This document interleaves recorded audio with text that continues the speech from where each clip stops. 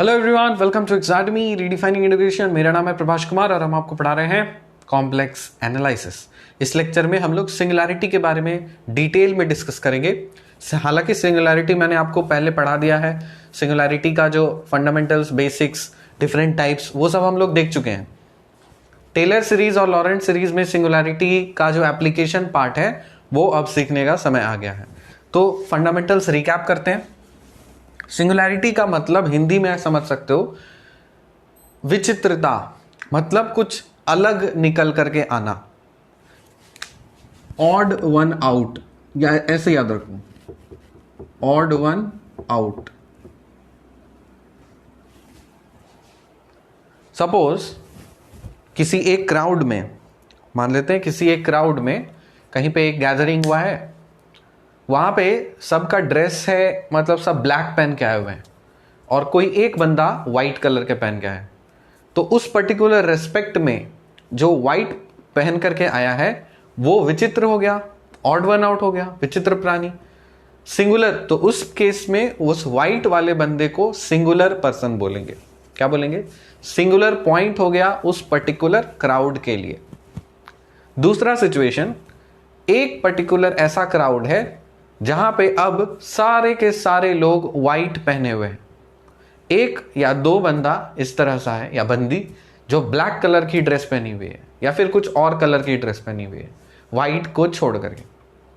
तो उस particular situation में जो नॉन व्हाइट वाले ड्रेस पहने हुए हैं लोग, वो बन जाएंगे सिंगुलर पॉइंट्स।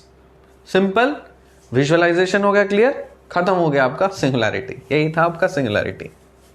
मतलब अगर कोई आपका फंक्शन पूरी तरह एनालिटिक है, हर जगह एनालिटिक है, वैसे फंक्शन को क्या बोला जाता है? Entire function.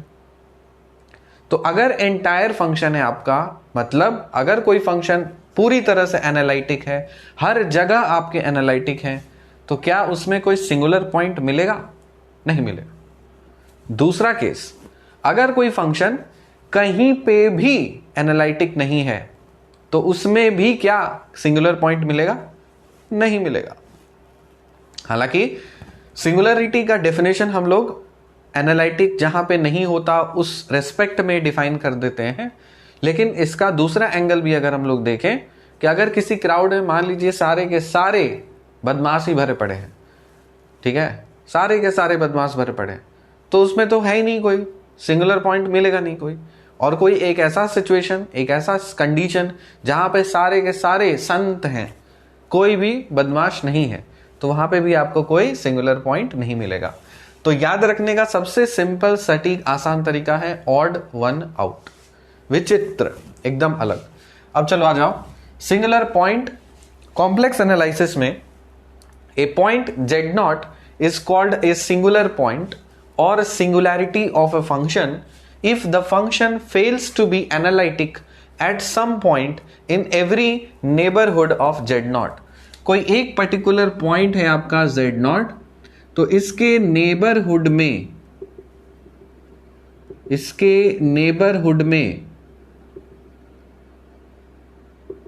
क्या बोला? पॉइंट है Z0 और इसका एक नेबरहुड हम लोग कंसिडर कर लिए। तो इस पॉइंट के हर नेबरहुड में क्या होना चाहिए? A point Z0 is called a singular point. इस पॉइंट को हम लोग सिंगुलर पॉइंट बोलेंगे या फिर किसी फंक्शन का सिंगुलैरिटी बोलेंगे। कब? If the function fails to be analytic at some point. अगर आपका कोई फंक्शन इस पर्टिकुलर पॉइंट पे एनालिटिक होने से मना कर दे in every neighbourhood of Z0, मतलब इस पर्टिकुलर पॉइंट पे आपका फंक्शन एनालिटिक होना नहीं हो, ठीक है, अलॉन्ग विद द नेबरहुड, तो हम क्या बोलेंगे कि ये वाला आपका जो पॉइंट है ये एक सिंगुलर पॉइंट है। अगर ये डेफिनेशन आपको कॉम्प्लिकेटेड लग रहा है तो सिंपल सा डेफिनेशन आप याद रखिए कि जिस पर्टिकुलर पॉइंट पे आपका फंक्शन एनालिटिक नहीं होगा वैसे पर्टिकुलर पॉइंट को हम लोग सिंगुलर पॉइंट बोलेंगे। सिंगुलर पॉइंट एक हो सकता है, सिंगुलर पॉइंट एक से अधिक हो सकता है, फंक्शन टू फंक्शन वो वैरी करता है। समझ में आया बात? फिर से मैं बता दे रहा हूं कि अगर आपका कोई फंक्शन हर जगह एनालिटिक है, तो कोई एक ऐसा पॉइंट मिलेगा ही नहीं जहां पे फंक्शन एनालिटिक ना हो, मतलब फंक्शन आपका एंटायर फंक्शन है, तो उस पर्टिकुलर केस में आपका सिंगुलर पॉइंट नहीं मिलेगा। दूसरा पर्टिकुलर केस, अगर हर जगह ही एनालिटिक नहीं हो, कोई भी पॉइंट पे एनालिटिक हो ही नहीं, उस केस में भी कोई सिंगुलर पॉइंट्स नहीं मिलेंगे। तो मैंने यहां पे नोट करके लिखा है, if a function is nowhere analytic, मतलब कहीं पे एनालिटिक नहीं है, then we say it has no singular point, तो उस केस में भी कोई सिंगुलर पॉइंट नहीं होंगे। आपको क्या याद रखना है? Odd one out. सिंगुलैरिटी का अगर क्लासिफाई करें तो लास्ट लेक्चर मतलब प्रीवियस लेक्चर सिंगुलैरिटी में भी डिस्कस किए थे, isolated singularity, non isolated singularity. Isolated singularity मतलब एक ऐसा सिंगुलैरिटी पॉइंट, सिंगुलर पॉइंट जो बाकी लोगों से अलग हो, आइसोलेट किया हो, क्वारंटाइन में हो, ठीक, कोई पड़ोसी नहीं है उसका। नॉन आइसोलेटेड का मतलब क्वारंटाइन में नहीं हो, उसके जैसे आसपास उसके अड़ोसी पड़ोसी हो, वो अकेला ना हो। आइसोलेशन का मतलब क्या होता है? अकेला रहना, एकदम भीड़ से अलग, शांत, अकेला। तो इसीलिए अगर कोई पॉइंट अकेला हो तो उसको हम लोग आइसोलेटेड सिंगुलैरिटी बोलते हैं। आइसोलेटेड सिंगुलैरिटी तीन तरह के होते हैं। एक को बोला जाता है रिमूवेबल आइसोलेटेड सिंगुलैरिटी, दूसरा का नाम है पोल, तीसरा का नाम है एसेंशियल आइसोलेटेड सिंगुलैरिटी। ये तीनों के तीनों सिंगुलैरिटीज बेसिकली आइसोलेटेड ही होंगे, मतलब यहां पे जो सिंगुलैरिटी मिलेगा इसके आसपास और कुछ नहीं मिलेगा। यहां पे जो पोल मिलेगा इसके आसपास भी और कोई मतलब सिंगुलैरिटी पॉइंट नहीं मिलेगा। यही वाला जो पॉइंट मिलेगा इसके आसपास भी कोई पड़ोसी अड़ोसी नहीं मिलेगा। समझ में आया? अब हम लोग डिस्कस करते हैं आइसोलेटेड और नॉन आइसोलेटेड का proper definition. Isolated singularity, a singular point Z0 is said to be isolated. Isolated मतलब एकदम अलग कर दिया। If there is at least one deleted neighborhood exists throughout which f is analytic. A singular point Z0 is said to be isolated if there is at least one deleted neighborhood. There is at least one deleted neighborhood exists throughout which f is analytic. मतलब ये घुमा करके बोला गया है, लेकिन simple भाषा में आप इस तरह से बोल सकते हो, कोई एक सिंगुलर पॉइंट अगर मिला है तो इसके आसपास और कुछ भी नहीं, कोई और सिंगुलर पॉइंट नहीं मिलेगा, तो इसको हम लोग आइसोलेटेड बोलेंगे। नॉन आइसोलेटेड किसको बोलेंगे? अ singular point Z0 is said to be non-isolated if every deleted neighborhood of Z0 contains singular points of f. कोई एक पॉइंट है तो इसके अड़ोसी पड़ोसी में भी सिंगुलर पॉइंट्स अगर होंगे तो ये नॉन आइसोलेटेड हो गया। आए समझ में? अब हम लोग एक एक करके इसको उठाते हैं। रिमूवेबल आइसोलेटेड सिंगुलैरिटी, पोल, एसेंशियल आइसोलेटेड सिंगुलैरिटी, फिर नॉन आइसोलेटेड सिंगुलैरिटी, और ये सब को प्रॉब्लम में किस तरह से अप्लाई करते हैं टेलर लॉरेंट सीरीज वाले एप्लीकेशन में, वो हम लोग सीखेंगे। इसको आप नोट करिए।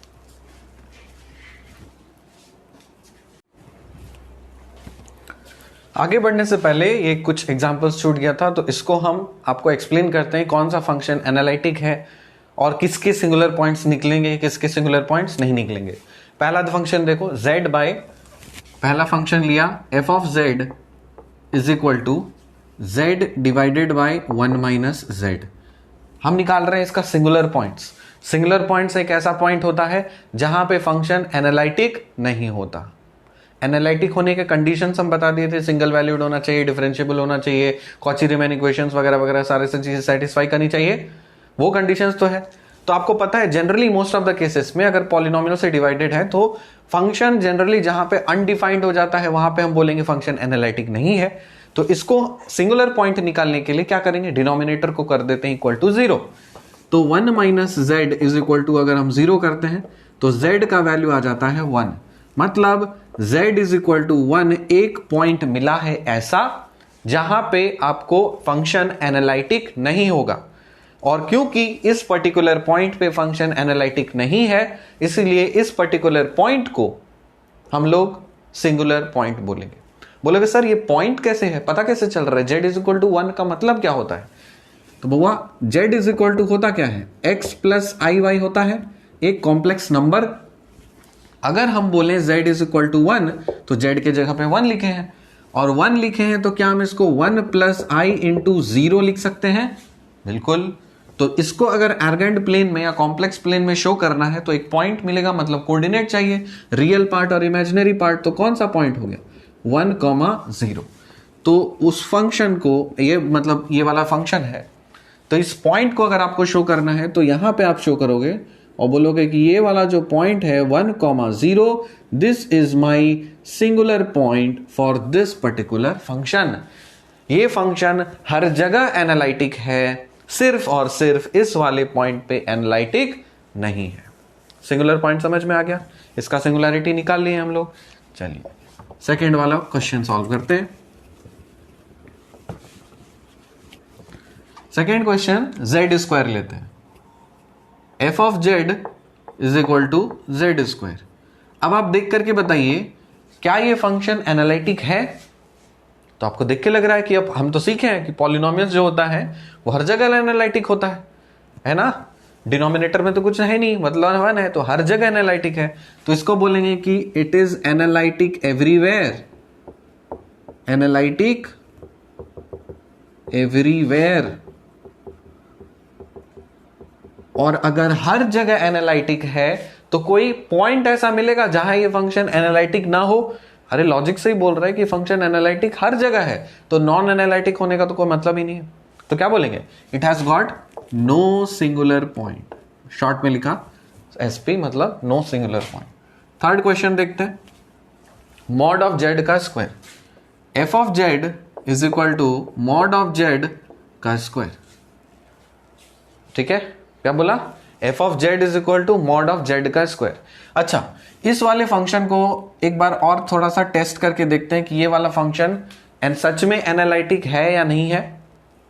मतलब कैसे बोल दिया हम एनालिटिक है? पॉलिनोमियल है जेड स्क्वायर, इस हिसाब से कॉची रीमैन इक्वेशन तो सेटिस्फाई करना चाहिए।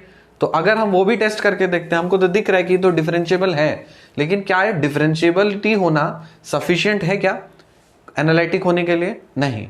तो आपको कैसे टेस्ट करोगे? तो सबसे बेस्ट तरीका क्या है कि इस z वाले एक्सप्रेशन को आप xy वाले टर्म में कन्वर्ट कर दो, कॉची रीमैन इक्वेशंस लगा करके चेक करो। अगर CR इक्वेशन सेटिस्फाई हो रहा है तभी बोलेंगे अब ये फंक्शन एनालिटिक है। ठीक है, तो इस वाले अप्रोच से जब मैंने टेस्ट नहीं किया था CR इक्वेशंस, तो अब इंट्यूटिवली मैंने बोल दिया था अच्छा ठीक है हर जगह तो डिफाइंड ही है ना, तो हम चलो बोल देते हैं एनालिटिक एवरीवेयर, इसलिए नो सिंगुलर पॉइंट। लेकिन क्या ऐसा पॉसिबल है? टेस्ट करते हैं इसको, फिर इसको आएंगे। यहां पे z हमको पता है x प्लस आई वाई होता है। z स्क्वायर कर दीजिए तो बोलोगे x प्लस आई वाई, इसका स्क्वायर करना है तो a प्लस बी का होल स्क्वायर क्या होगा? a स्क्वायर plus b square plus 2 into 2ab, so i into x y करो तो ये बन जाएगा x स्क्वायर। आई स्क्वायर मतलब -1, तो -y स्क्वायर और प्लस आई टाइम्स 2xy। समझा? तो ये क्या मिला आपको? f ऑफ z मिल चुका है। यहां से आप क्या लिख सकते हो? ये है रियल पार्ट और ये है इमेजिनरी पार्ट। तो u इज इक्वल टू आपके पास है x square minus y square और v है आपके पास 2xy। कॉची रीमैन इक्वेशंस क्या बोलता है? डो u डो x बराबर होना चाहिए डो v डो y के, और डो u डो y बराबर होना चाहिए माइनस डो v डो x के। ये डेरिवेटिव निकाल लेते हैं। इसका एक बार x के रेस्पेक्ट में करो तो डो u डो x निकालोगे तब ये बनेगा 2x, डो u डो y निकालोगे तब ये बनेगा -2y। इसको देखो, डो v डो x निकाल लो। डो v डो x अगर हम निकालते हैं तो ये बनता है 2y, और डो v डो y अगर हम निकालें तब ये क्या बनेगा? ये बनेगा 2x। अब सेटिस्फाई कराते हैं, डो u डो x बराबर डो v डो y होना चाहिए। डो u डो x बराबर डो v डो y होना चाहिए, तो हो रहा है। दूसरा, डो u डो y बराबर माइनस ऑफ डो v डो x होना चाहिए, तो ये इसके निगेटिव के बराबर है। बिल्कुल सही है। तो हम कॉची रीमैन इक्वेशंस देख करके भी बता दिए कि ये फंक्शन मेरा एनालिटिक है। अब क्योंकि हर जगह एनालिटिक है इसलिए इसका कोई भी सिंगुलर पॉइंट नहीं निकलने वाला। थर्ड एग्जांपल देखते हैं, इसमें भी वही चीज करेंगे हम। मॉड जेड का स्क्वायर चेक करना है हमको, तो हम पहले टेस्ट करते हैं कि ये वाला फंक्शन मेरा एनालिटिक कहां पे होगा। तो I know that z is equal to क्या होता, x plus i y. Mod of z अगर हम बोले तो बोलोगे सर ये root under x square plus y square है। मॉड ऑफ z का स्क्वायर बोले तो इसका स्क्वायर कर दीजिए तो x square plus y square हो गया। सिंपल सी बात है, ये u है और v तो आपका 0 है। ठीक, अब u is equal to x square plus y square आ गया, v इज इक्वल टू 0 आ गया। तो आपको जो देख के लग रहा है तो किसी जन्म में पॉसिबल नहीं है, क्योंकि अगर डो यू डो एक्स अगर निकालते हो तो 2x निकलता है, डो यू डो y अगर निकालते हो तो 2y निकलता है, डो v डो x अगर करते हो, डो v डो x अगर करते हो तब आपको 0 मिलता है, और डो v डो y अगर करते हो तब 0 मिलता है। तो किसी जन्म में तो पॉसिबल नहीं है, तो एनालिटिक नहीं है। तो अगर ये फंक्शन एनालिटिक नहीं है तो आप क्या बोलोगे, किसी जगह एनालिटिक नहीं है, तो हम क्या बोलेंगे, this is not analytic anywhere या nowhere analytic. This function is nowhere analytic. या तो ये लैंग्वेज लिखो या फिर लिखो नॉट एनालिटिक एनीवेयर।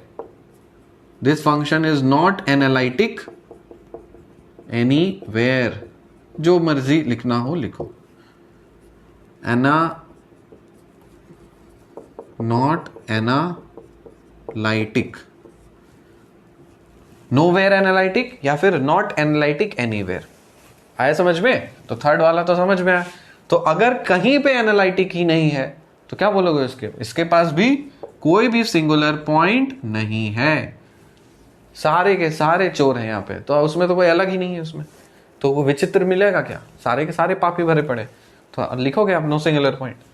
था फोर्थ पॉइंट देख लो, ये बनाया, ये बना लिया है, ये बना लिया है। देखते हैं मॉड z का बार, z का बार। तो f of z is equal to z का कॉन्जुगेट। तो इसका मतलब x प्लस आई वाई का कॉन्जुगेट, मतलब x माइनस आई वाई। ठीक है, अगर ऐसा करते हैं तो आपको u मिल जाएगा क्या, x, v क्या मिल जाएगा, माइनस वाई। डो u डो x निकालो, बोलोगे 1, और डो यू डो y अगर निकालो तो हो जाएगा 0, डो v डो x निकालो तो हो जाएगा 0, डो v डो y अगर निकालना हो तो हो जाएगा -1। कॉची रीमैन इक्वेशन क्या बोलता है, डो यू डो x बराबर डो v डो y के होना चाहिए। ऐसा तो नहीं हो रहा, अगर नहीं हो रहा तो ये फंक्शन एनालिटिक नहीं है। तो फिर आप क्या बोल सकते हो, this function is also analytic nowhere. तो इसके बाद नोवेयर एनालिटिक, कहीं पे एनालिटिक नहीं है। अगर कहीं एनालिटिक नहीं है तो उसके पास भी कोई भी सिंगुलर पॉइंट नहीं होंगे। चलो इस पे आते हैं।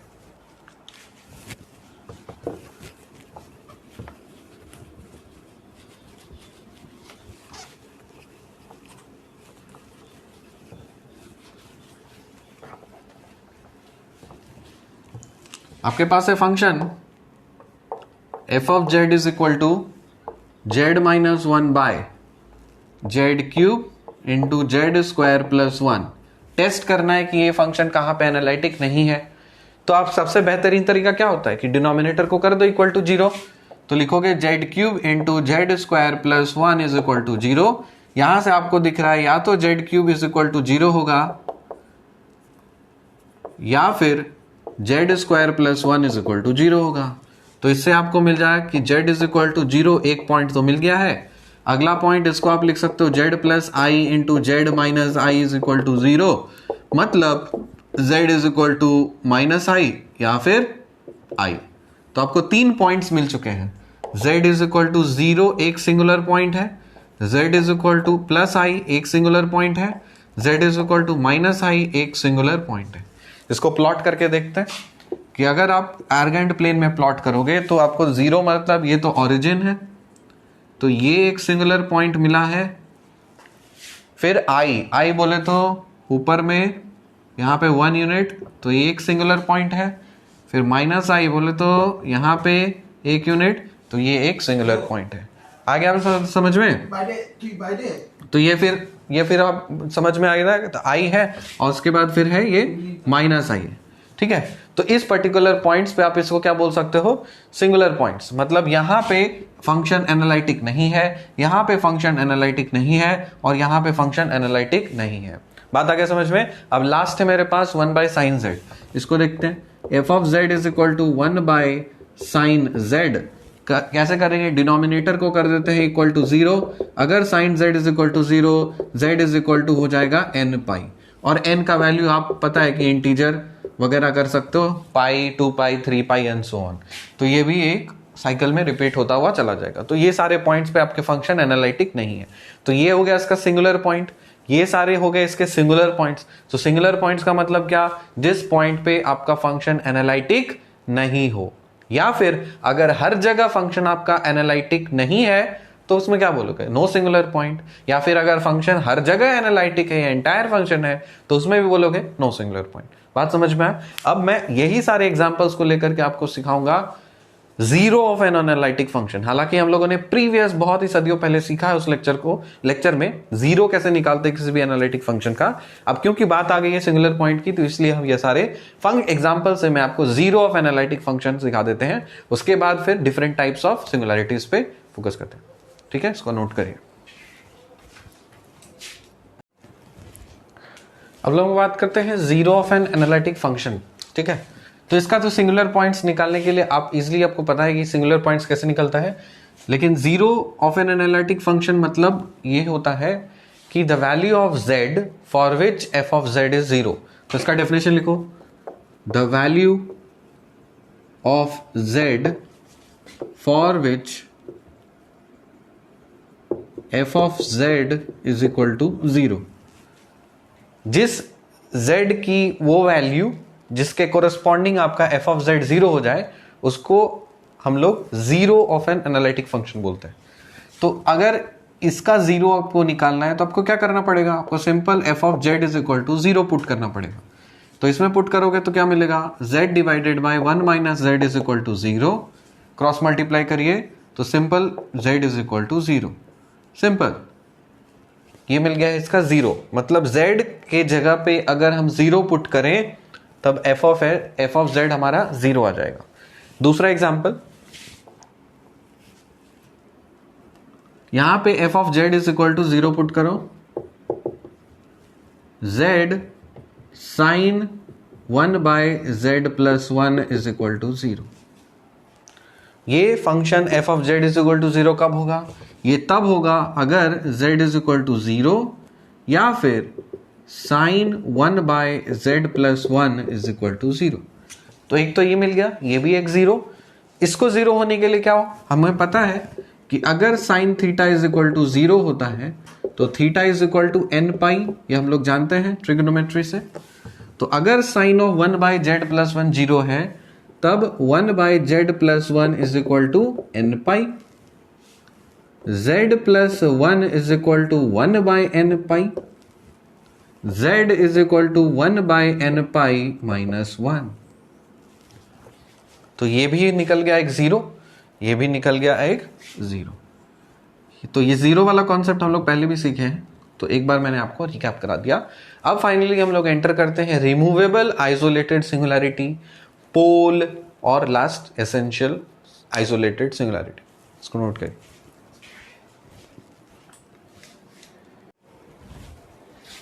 हमारे पास पहला टाइप का सिंगुलैरिटी है रिमूवेबल आइसोलेटेड सिंगुलैरिटी। नाम से पता चल रहा है कि आइसोलेटेड सिंगुलैरिटी है, मतलब एक सिंगुलर पॉइंट होगा, उसके आजू बाजू में कोई भी और दूसरे सिंगुलर पॉइंट्स नहीं होंगे, पहली बात। दूसरा बात यह है कि इस टाइप के सिंगुलैरिटी को रिमूव किया जा सकता है। आप फंक्शन को रीडिफाइन करेंगे, हम लोग क्या कर रहे हैं, एग्जैक्टली रीडिफाइनिंग एजुकेशन। उसी तरह से ये है removable isolated singularity, removable redefining function, कि अगर आप फंक्शन को किस तरह से रीडिफाइन कर देते हो तब उस केस में ये जो सिंगुलैरिटी है वो रिमूव हो सकती है। ठीक है, तो गौर फरमाइएगा, कुछ पॉइंट्स इंपॉर्टेंट, यही इंपॉर्टेंट पॉइंट्स आपको ध्यान में रखने हैं। Point z is equal to z0 is called removable isolated singularity if the principal part of z f of z does not exist. अब प्रिंसिपल पार्ट जनरल पार्ट किस में आता था तो बुआ, ये तो आता था लॉरेंट सीरीज में। तो लॉरेंट सीरीज का एक्सपेंशन का फॉर्मूला क्या था, f of z is equal to summation n is equal to 0 से लेके infinity a n z minus z nought power n plus summation n is equal to 1 से infinity b n z minus z nought power minus n. ये हुआ करता था। इसमें इस वाले पार्ट को बोला जाता था प्रिंसिपल पार्ट, इस वाले पार्ट को बोला जाता जनरल पार्ट या फिर रेगुलर पार्ट या एनालिटिक पार्ट। ये नहीं होना चाहिए कि अगर किसी फंक्शन एफ ऑफ जेड का प्रिंसिपल पार्ट अगर गायब है, 0 है, तब आप बोल सकते हो कि z is equal to z nought पे जो सिंगुलैरिटी होगी वो तो आइसोलेटेड होगी ही, साथ ही साथ रिमूवेबल होगी। समझ में आया? तो पहला कंडीशन ये है कि सेकेंड वाला पार्ट जो प्रिंसिपल पार्ट होता है वो 0 होना चाहिए, सिर्फ फर्स्ट पार्ट होना चाहिए, मतलब जनरल पार्ट या फिर एनालिटिक पार्ट या फिर रेगुलर पार्ट। बात समझ में आया? ठीक है।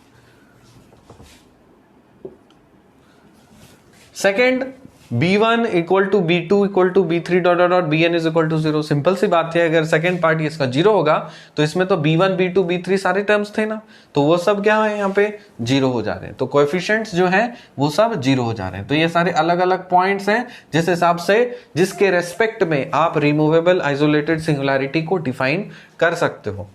तीसरा, कैसे आइडेंटिफाई करोगे कि अगर आप एफ ऑफ जेड का लिमिट फाइंड करते हो z tends to z nought, ये अगर एग्जिस्ट कर रहा है और फाइनाइट वैल्यू आ रही है, तब आप डायरेक्ट बोल दोगे कि ये इसके पास रिमूवेबल आइसोलेटेड सिंगुलैरिटी है। कैसे बताएंगे अभी। In the expansion of f of z if all powers of z are non negative, मतलब निगेटिव नहीं होने चाहिए, क्योंकि ये देखो सेकेंड वाला पार्ट तो 0 है ना, तो पावर में माइनस एन हुआ करता था तो गायब ही हो गया। सब कुछ यहाँ पे नॉन निगेटिव होने वाला है। तो ऐसे एक्सपेंशन में अगर करते हो तब उस केस में भी बोल सकते हो कि उसके पास रिमूवेबल आइसोलेटेड सिंगुलैरिटी है। We can remove this singularity by redefining function. तो वैसे सिंगुलैरिटी को हम लोग भगा सकते हैं, कैसे? फंक्शन को रीडिफाइन करके। 2 एग्जाम्पल मैंने ली है, इससे आप चीजें अच्छी तरह से समझ जाओगे। F of z is equal to sine z by z, हमको ये टेस्ट करना है कि इसके पास रिमूवेबल आइसोलेटेड सिंगुलैरिटी है या नहीं है। तो सिंगुलैरिटी तो पहले निकाल लो। सिंगुलैरिटी क्या है? बोलो कि इसके पास सिंगुलैरिटी है जेड इज इक्वल टू 0, ये एक सिंगुलर पॉइंट है और आइसोलेटेड सिंगुलर पॉइंट है कि इसके आजू बाजू में कुछ है ही नहीं। और यहाँ पे सिंगुलैरिटी क्या बोलोगे? Z minus 1 is equal to 0, यहां से मिल जाएगा जेड इज इक्वल टू 1। ये भी आइसोलेटेड सिंगुलैरिटी है, लेकिन कैसा? रिमूवेबल है या पोल है या फिर एसेंशियल है? ये है रिमूवेबल आइसोलेटेड सिंगुलैरिटी। कैसे टेस्ट करेंगे? ये सबसे आसान तरीका आप ये लगा लो, लिमिट फाइंड कर लीजिए। Limit sine z by z as z tends to 0। क्या आता है यहां पे? अरे ये तो डायरेक्ट जानते हो ना, तो ये तो 1 आता है, तो फाइनाइट है, एग्जिस्ट है, तो इसीलिए आप बोल सकते हो कि यस इसके पास रिमूवेबल, ये जो सिंगुलैरिटी है ये रिमूवेबल आइसोलेटेड सिंगुलैरिटी है। इसका लिमिट फाइंड करें, करते हैं। लिमिट इसको आप लिख सकते हो Z plus 1 into z minus 1 by Z minus 1 when Z approaches 1। तो ये तो काट सकते हो ना, तो क्या मिल गया? यहां तो 2 आ गया। ये भी फाइनाइट है और ये एग्जिस्ट कर रहा है, तो इसके ये भी जो सिंगुलैरिटी है ये भी रिमूवेबल आइसोलेटेड सिंगुलैरिटी। इस वाले एक्सप्रेशन से देख लेते हैं कि अगर आप बोला कि फंक्शन का सिर्फ ये पार्ट होना चाहिए, ये पार्ट नहीं होना चाहिए, तो मैंने लिखा इसमें लिमिट वाला रिलेशन लगा के देखो, limit f of z when z tends to z nought. अगर डाल के देखते हो तो तुम यहाँ पे कांस्टेंट वैल्यू आ जा रही है, फाइनाइट आ रहा है, एग्जिस्ट कर रहा है। तो इसका ये मतलब है कि इसके पास भी ये जो सिंगुलैरिटी है, ये वाला जो सिंगुलैरिटी है, ये क्या है? Removable isolated singularity. सिंपल हो गया। ये सारे पॉइंट्स याद रखने हैं। ये इंपॉर्टेंट है कि डायरेक्ट आप ये टेस्ट करके देख लो, अगर ये कंडीशन सेटिस्फाइड है तो हम डायरेक्ट बोल देंगे कि वो है रिमूवेबल आइसोलेटेड सिंगुलैरिटी। नोट करिए।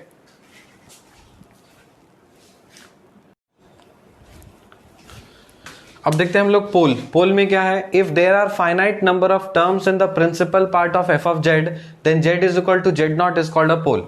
तो जैसे आप एक्सपैंड करते हो किसी भी सीरीज को, तो एफ ऑफ जेड को क्या लिखते हो, summation n is equal to 0 से infinity a n z minus z nought power n plus summation n is equal to 1 से infinity b n z minus z nought power minus n.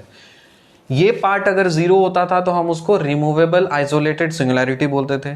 ये वाला part जब आप expand करते हो और उसमें फाइनाइट नंबर ऑफ टर्म्स आपको अगर मिलता है तब उसको आप पोल बोलते हो। ये पार्ट जब आप इसको एक्सपैंड करोगे फिर और कुछ मिलेगा तो हम उसको एसेंशियल देखेंगे, ठीक है, उसको बाद में देखते हैं, पहले आप पोल देखिए।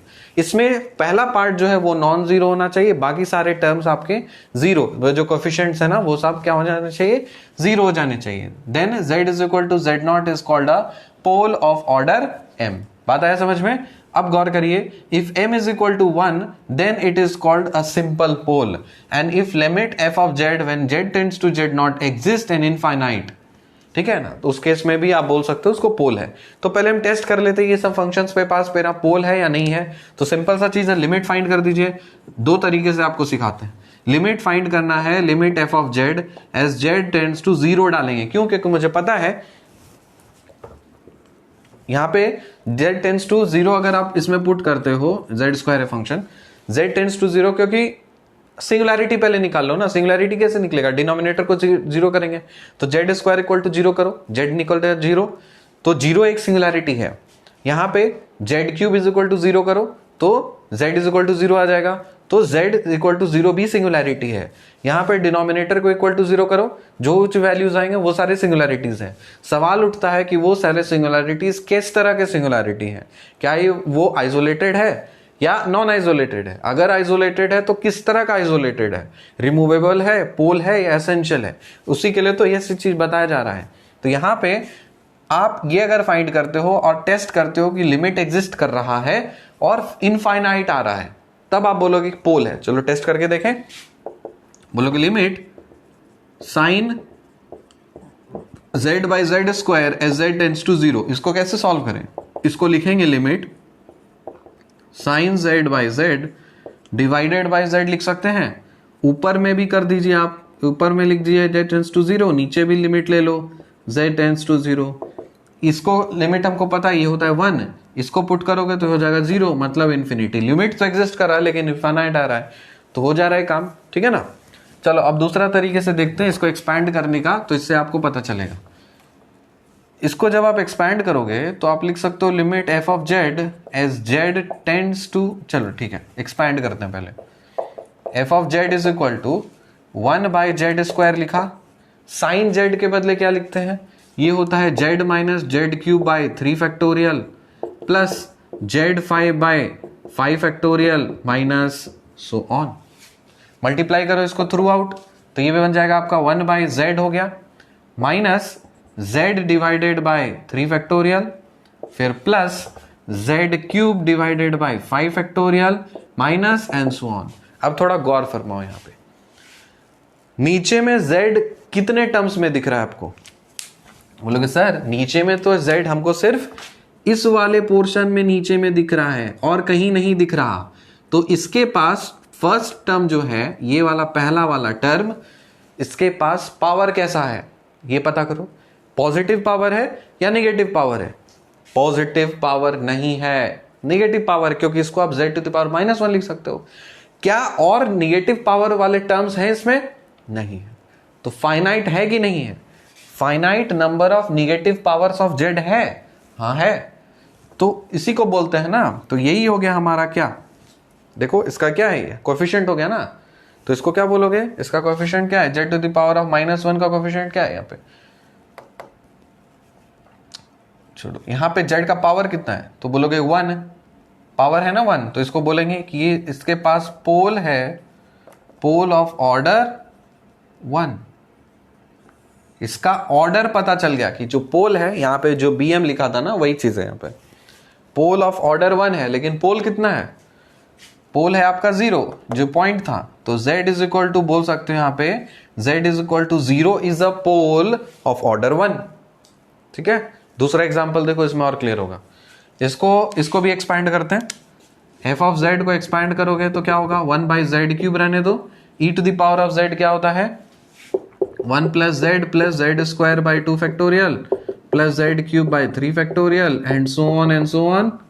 यहां पे जेड क्यूब से मल्टीप्लाई कर दीजिए 1 बाय, तो हो जाएगा 1 बाई जेड क्यूब प्लस ये 1 बाई जेड स्क्वायर होगा, ये इससे कट जाएगा 1 बाई जेड स्क्वायर, फिर प्लस, फिर इसको काटो तो ये बन जाएगा क्या जेड स्क्वायर और जेड, तो 1 बाई जेड 2 फैक्टोरियल, फिर प्लस 1 बाई 3 फैक्टोरियल, प्लस इस तरह से चलते चलते चला जाएगा, कोई दिक्कत नहीं है। अब देखिए गौर से, यहां पे जो आपका पहला वाला टर्म है इसको आप क्या बोलोगे, जो पहला वाला टर्म होता है तो वही तो बताता है ना, तो बोलोगे कि z is equal to 0 is a pole of order 3। Power कितना है 3 है, तो इसलिए बोलेंगे z is a pole of order 3। अब टेस्ट करो कि नेगेटिव पावर्स क्या finite number of negative powers है, बोलोगे हाँ फाइनाइट नंबर तो है, आपको यहीं तक नेगेटिव पावर्स मिल रहा है, इसके बाद आपको सारे नॉन जीरो पॉजिटिव पावर्स को मिल जा रहे हैं। तो वही चीज बताया ना कि इसके पास फाइनाइट नंबर ऑफ टर्म्स होने चाहिए इन द प्रिंसिपल पार्ट, तो ये है आपका प्रिंसिपल पार्ट, समझ में आया। तो ये है 0 is a pole of order 3। ठीक, अब थर्ड क्वेश्चन देखो, इसमें आप डायरेक्ट बता सकते हो कि सब तो सिंगुलैरिटीज है, किसका पोल क्या है नहीं है, डिनोमिनेटर के पावर देख करके आप इजीली बोल सकते हो। तो इसमें आप लिखोगे, इसको हम लिख सकते हैं f of z is equal to z square divided by, ये क्या हो जाएगा z plus i, z minus i और जेड प्लस 2 का whole power 4।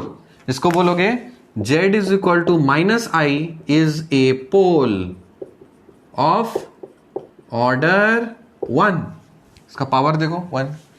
z is equal to i, z is equal to iota is a pole of order 1, इसका भी power का देखो 1। फिर बोलोगे इसको क्या करोगे -2, तो z is equal to -2 is a pole of order 4। निकल गया आपका। इस तरह से आप प्रैक्टिस करिए, बहुत सारे प्रॉब्लम्स आप प्रैक्टिस करेंगे तो चीजें आपके लिए काफी आसान और हैंडी हो जाएगा। आखिरी बचा है हमारे पास एसेंशियल सिंगुलैरिटी, इसको देख लेते हैं, इसको आप नोट करिए। अब देखो essential isolated singularity, if there are infinite number of terms in the principal part of f of z then z is equal to z not is called essential isolated singularity. जब आप किसी function को expand करते थे f of z is equal to summation n is equal to 0 से infinity a n z minus z naught का power n plus summation n is equal to 1 से infinity b n z minus z nought power minus n. इसमें ये part को बोला जाता था क्या, जनरल पार्ट या फिर एनालिटिक पार्ट या फिर रेगुलर पार्ट, इसको बोला जाता था प्रिंसिपल पार्ट। जब ये प्रिंसिपल पार्ट 0 होता था तब हम उसको रिमूवेबल आइसोलेटेड सिंगुलैरिटी बोलते थे। जब इस वाले पार्ट में फाइनाइट नंबर ऑफ टर्म्स होते थे तब उसको पोल बोलते थे, और जब इसके पास इनफाइनाइट नंबर ऑफ टर्म्स होते हैं तब इसको एसेंशियल सिंगुलैरिटी बोला जाता है। ये तो आप एक तरह से डिफाइन किए। दूसरे तरह से बोल सकते हो कि अगर limit f of z z tends to z naught exist ही नहीं करता, तब इस केस में z tends to z naught मतलब ये जो 0 है इसको आप क्या बोल सकते हो, एक एसेंशियल सिंगुलैरिटी बोल सकते हो। करके देखो, यहां पे अगर हम पूछे कि limit e to the power of 1 by z when z tends to 0, z tends to 0 करके देखो, 1 बाई 0 infinite e to the power infinity मतलब एग्जिस्ट कर रहा है क्या, नहीं, this does not exist, does not exist. कैसे, क्योंकि इसका left hand limit right hand limit same नहीं होगा, इसलिए एग्जिस्ट नहीं कर रहा। करके देखना डायग्राम में से, तो एलिमेंट्री कैलकुलस वाली चीज है। इसमें अगर हम बोले कि limit sine 1 by z when z tends to 0, क्या ये एग्जिस्ट कर रहा है, sine infinity 0 plus h left hand limit right hand limit होगा क्या, नहीं पॉसिबल है।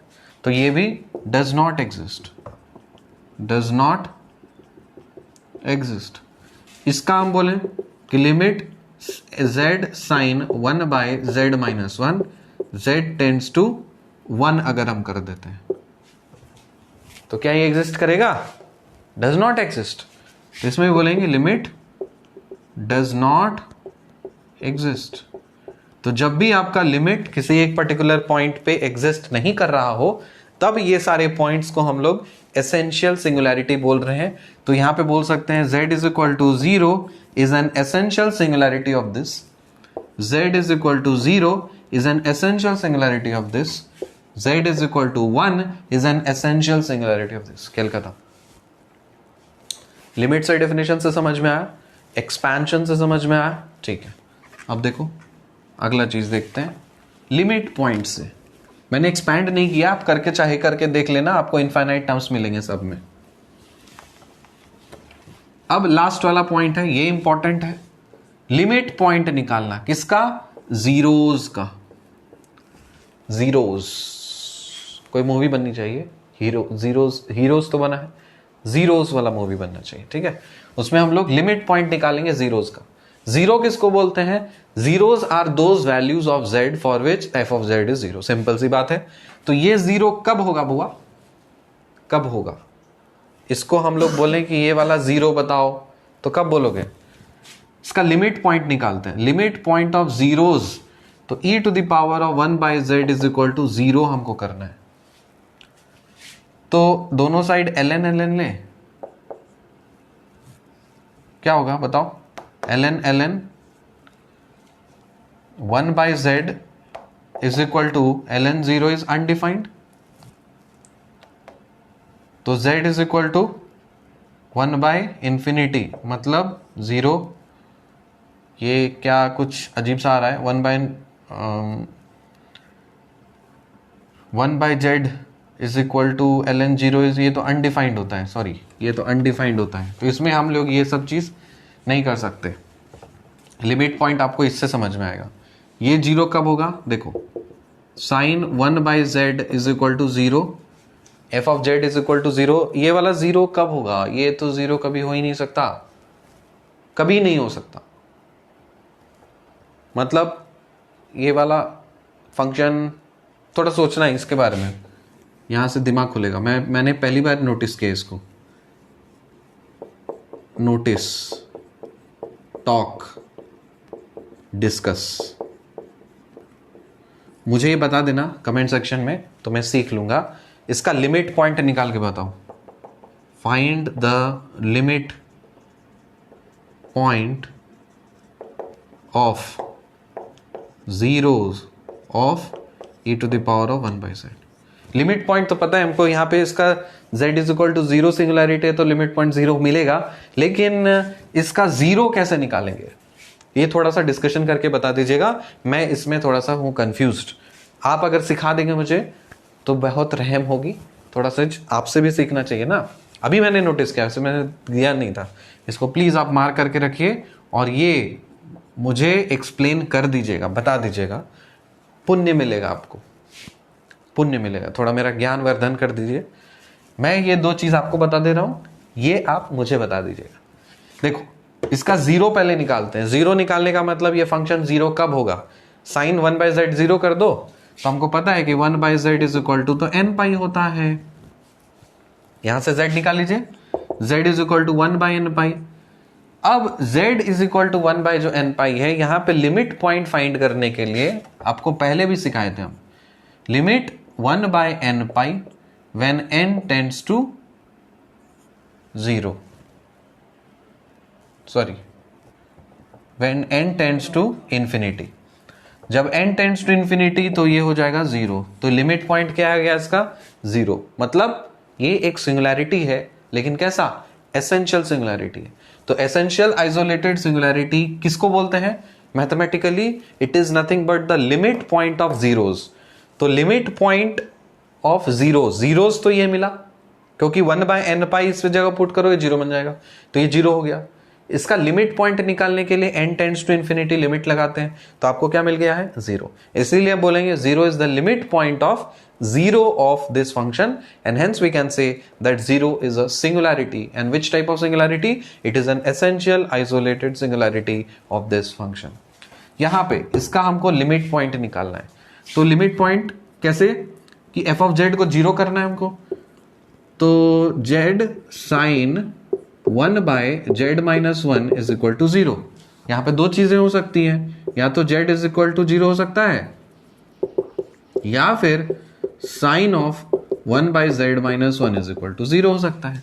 तो एक सिंगुलैरिटी तो आपको 0 ही पता चल गया है, तो पता है कि z is equal to singularity ये है, z is equal to 0, sorry 0 है, सिंगुलैरिटी नहीं, z is equal to 0 एक 0 है। दूसरा 0 निकालने के लिए 1 by z minus 1 is equal to n पाई करना पड़ेगा, क्योंकि हमको पता है sine theta is equal to 0, theta is equal to n pi. यहां से आप z निकाल लो, z माइनस 1 को बोलोगे 1 by n प्लस पाई होता है, z is equal to 1 by n pi plus 1 होता है। ये मिला है 0, लिमिट पॉइंट निकालना है। लिमिट पॉइंट कैसे निकलता है?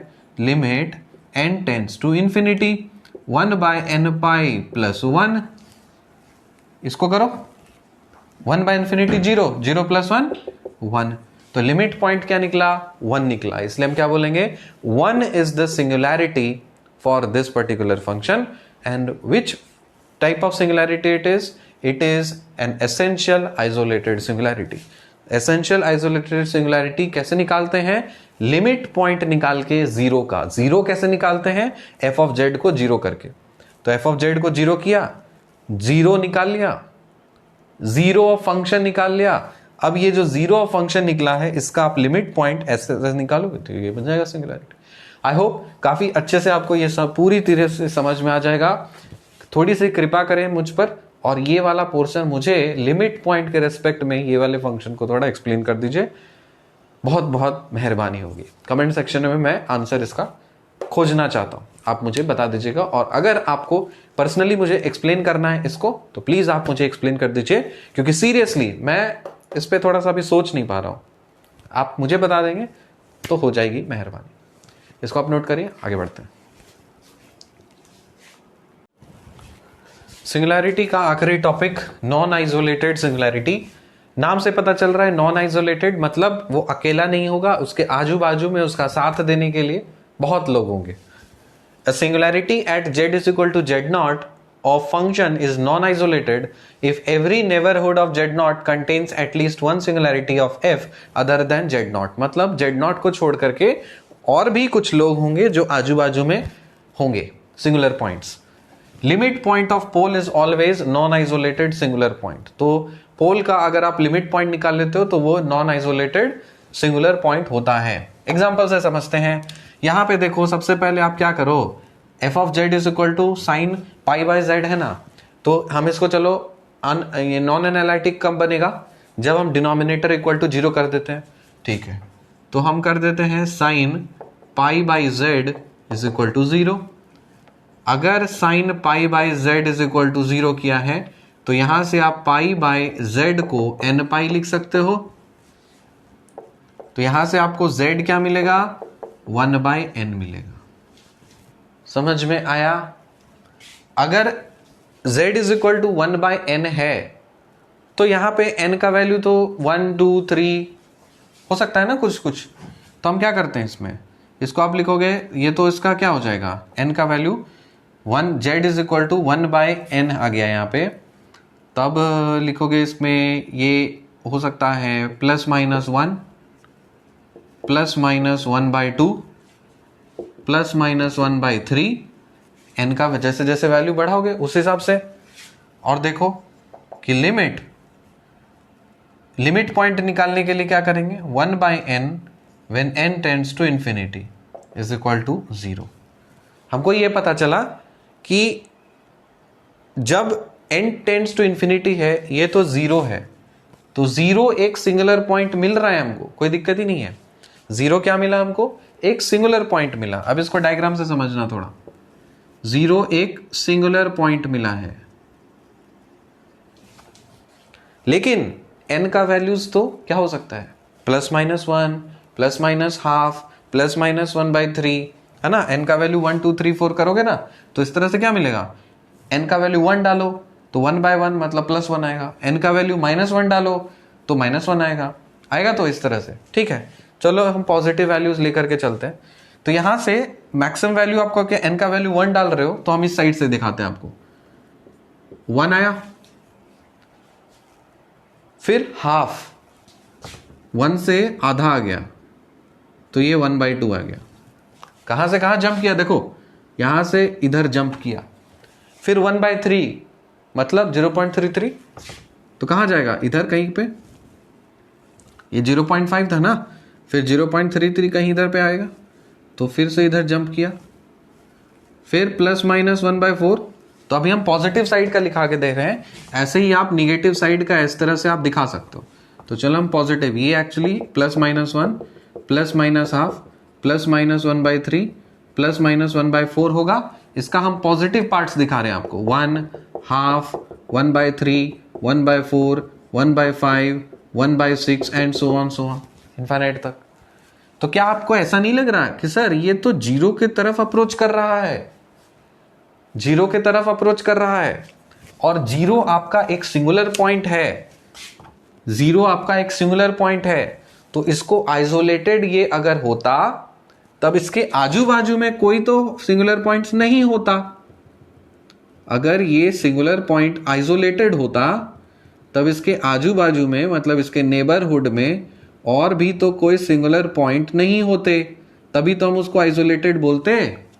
लेकिन क्या ये यहां पे पॉसिबल है, अरे नहीं, हमको दिख रहा है 1/n आया, n का वैल्यू जो मर्जी कर दो इनफाइनाइट तक जाएगा, तो वो इसको अप्रोच कर रहा होगा।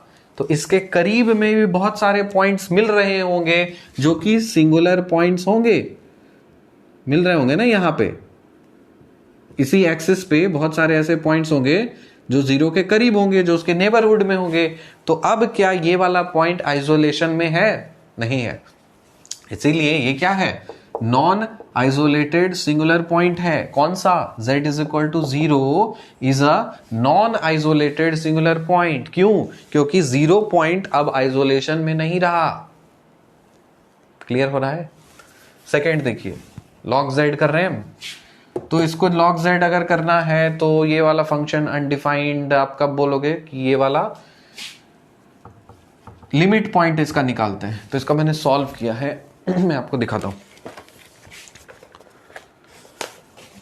तो इसको जब आप बोलोगे कि तो ये वाला फंक्शन जो आपका log वाला फंक्शन है ये कब के लिए डिफाइंड है, आपको पता है कि z = मतलब जो log वैल्यूज है वो 0 मतलब नॉन जीरो और पॉजिटिव वैल्यूज के लिए है ना, निगेटिव वैल्यूज के लिए तो नहीं है।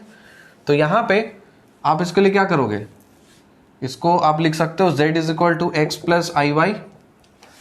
ठीक, तो एक काम करते हैं, log 0, suppose for example log 0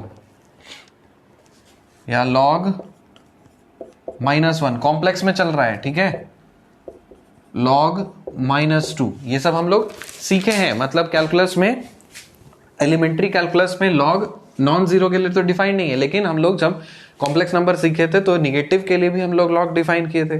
तो ये वाला, इसके लिए आप देखिए गौर से, z = 0 जो होगा ना, इस केस में z = 0 होगा, ये भी एक नॉन आइसोलेटेड सिंगुलैरिटी होगा। क्यों, क्योंकि अब ये इधर के लिए वैलिड है, इधर तो ऐसा तो कर ही सकते हो आप, इधर चले जाओ। तो x की जो वैल्यूज है ये क्या है, x की वैल्यूज <= 0 है और y = 0 है। तो ये एक पॉइंट जो मिला था ये तो एक सिंगुलर पॉइंट मिला ही था। अरे सिंगुलर पॉइंट मतलब क्या, जहां पे फंक्शन आपका एनालिटिक नहीं है, तो यही सब फंक्शन पे आपका एनालिटिक नहीं होगा ना, समझ में आ रहा है। लेकिन ये वाला पॉइंट के करीब भी, हर पॉइंट तो इसके करीब है, चाहे आप -1 डालो -2 डालो, कुछ भी डालो, आप कोई भी निगेटिव वैल्यूज इधर डाल दो, सब तो कनेक्टेड है, कंटिन्यूअस है। तो क्या हम इस वाले पॉइंट को भी बोलेंगे क्या कि वो आइसोलेशन में है, नहीं बोलेंगे। क्यों नहीं बोलेंगे, क्योंकि हमको पता है कि इसके आजू बाजू में भी देखो मिल गया एक, सिंगुलर पॉइंट। थोड़ा और छोटा जाओ, कितना छोटा जाओगे तुमको सिंगुलर पॉइंट मिलेगा ही मिलेगा, नो डाउट वो मिलेगा ही, 100% मिलेगा। इसीलिए ये क्या है आइसोलेशन में। थर्ड नंबर देखो,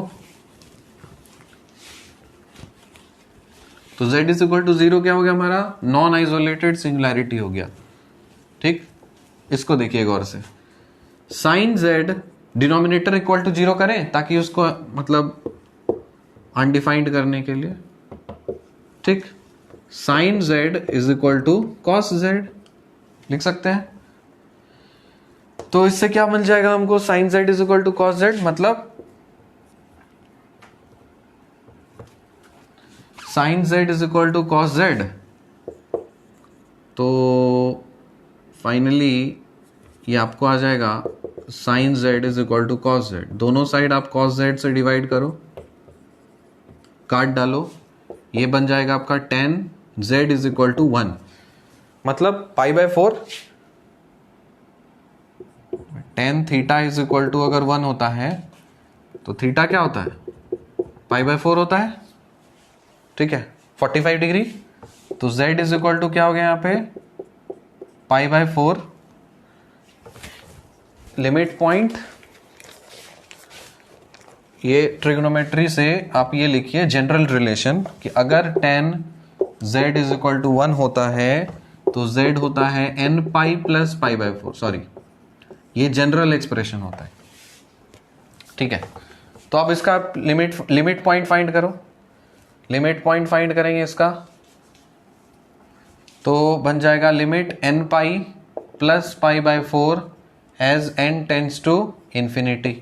तो ये आपका इंफिनिटी हो गया। तो इंफिनिटी हो गया इसका singular point, non isolated singular point, इन अनंत तक जाएगा वो। फोर्थ नंबर देखो, fourth number tan 1/z minus 1। इसमें इस चीज को हम लिख सकते हैं sine of 1/z minus 1 by cos of 1/z minus 1। फिर इसको डिनोमिनेटर को इक्वल टू 0 करेंगे, so cos 1/z minus 1 is equal to 0। तो अब यहां से आपको मिलेगा 1/z minus 1 is equal to 2n plus 1 into π/2। Simplify करो तो यहां से z आ जाएगा 2 divided by 2n plus 1 into pi plus 1। और इसका फिर से लिमिट पॉइंट निकालो, so limit n tends to infinity डालोगे तो क्या मिल जाएगा, ये वाला टर्म हो जाएगा 0, ये वाला टर्म हो जाएगा 1। तो इस पर्टिकुलर केस में हम लोग बोल सकते हैं z is equal to 1 is a non isolated singular point. ठीक है, लिमिट पॉइंट आपको निकालना रहता है पोल का। थोड़ा सा टफ लग सकता है, एनीवेज आप बहुत सारे क्वेश्चंस आप प्रैक्टिस करोगे तो आपकी चीजें हो जाएंगी आसान। मैंने कोशिश किया है आसान बनाने का। रिवीजन क्लास में, प्रैक्टिस सेशंस में और भी रिगोरसली प्रैक्टिस करेंगे प्रॉब्लम्स, कोई दिक्कत नहीं है। अभी तो आप पहला स्ट्रेच में पढ़े हो ना, तो थोड़ा सा हो सकता है कि थोड़ा सा दिक्कत हो। अगर दिक्कत हो तो बता दीजिए, प्रैक्टिस सेशंस में इस वाले टाइप के प्रॉब्लम्स को और ज्यादा रिगोरसली कंप्लीट करेंगे जब हमारा पूरा का पूरा कोर्स हो जाएगा complete. With this lecture we have ended singularity. आखिरी एक लेक्चर बचा हुआ है जिसमें हम लोग पढ़ेंगे रेसिड्यूज के बारे में, residue theorem, Cauchy residue theorem, उसके प्रॉब्लम्स, और फाइनली हमारा कॉम्प्लेक्स एनालिसिस का पूरा सिलेबस हो जाएगा कंप्लीट। मिलते हैं आपसे अगले लेक्चर में, तब तक के लिए बाय।